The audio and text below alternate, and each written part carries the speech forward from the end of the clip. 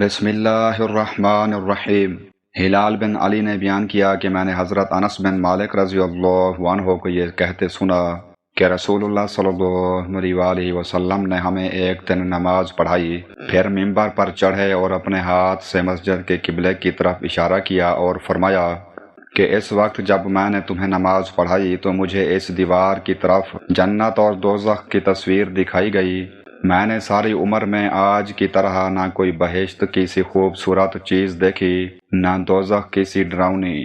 میں نے آج کی طرح نہ کوئی بہشت کی سی خوبصورت چیز دیکھی نہ دوزخ کی سی ڈراؤنی چیز۔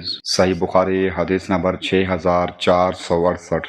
اللہ تعالیٰ نے اپنے نبی صلی اللہ علیہ وسلم کو بطور معجزہ جنت اور جہنم کا مشاہدہ کرایا۔ اس کا مقصد امت کو جنت کی رغبت دلانا اور جہنم کے عذاب سے ڈرانا تھا۔ مومن کو چاہیے کہ نیک اعمال کے ذریعے جنت حاصل کرنے کی کوشش کرے اور گناہوں سے بچ کر جہنم سے پناہ مانگتا رہے۔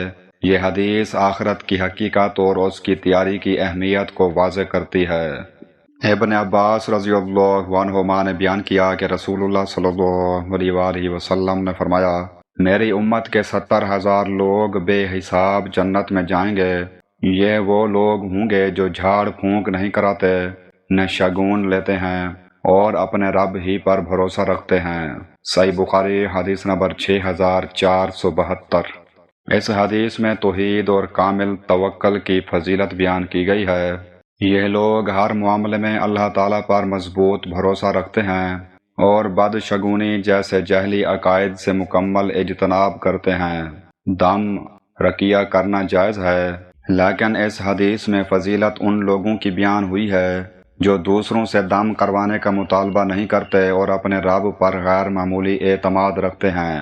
اس حدیث کا مقصد علاج سے منع کرنا نہیں بلکہ اللہ تعالیٰ پر کامل اعتماد اور توکل کی اعلیٰ شان کو بیان کرنا ہے۔